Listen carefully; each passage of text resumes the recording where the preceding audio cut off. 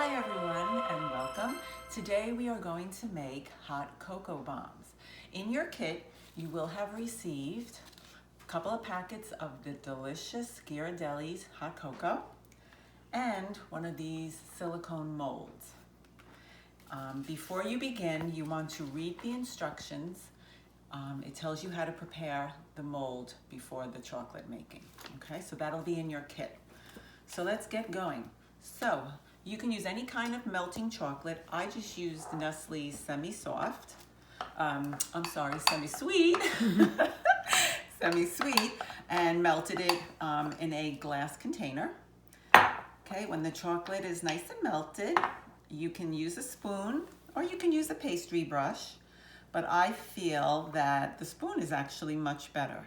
So you take a nice dollop of the chocolate and you use the back of the spoon to press it against the sides of the mold. Okay, and try to cover every last bit. Then after you do all 6, you want to refrigerate it for about 10 minutes and do a second coat. This way you're sure to have every inch covered. It's very important that you have good coverage on the sides. Okay, so again, use the back of the spoon and kind of brush up towards the top. All right, and so you'll get good coverage. Refrigerate for about 10 minutes and do another coat. If you have some spots that aren't covered, it's no problem. You can do a third coat in just certain sections, okay? All right, so once that is done, your chocolate will look like this in the mold. And when it's completely set, it's very easy to just pop them out. You get a nice shiny coat, okay? So you just pop them out. They come out really nice and easy.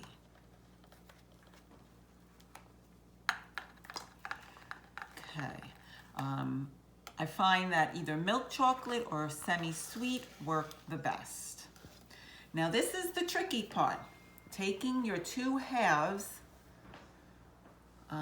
taking the two halves and joining them together. They don't have to be a perfect fit because you will be using chocolate. But before we do that, we have to fill our chocolate bombs with some hot cocoa. Okay, you can even do like a little sprinkle inside, or if you have mini marshmallows. Okay, so now this is the tricky part. All right, so you want to use chocolate that's not very warm. Like kind of stir it around, let it cool down just a bit, because if it's too warm, it's going to melt the sides. Okay, so what I'm going to do is I'm going to leave that there.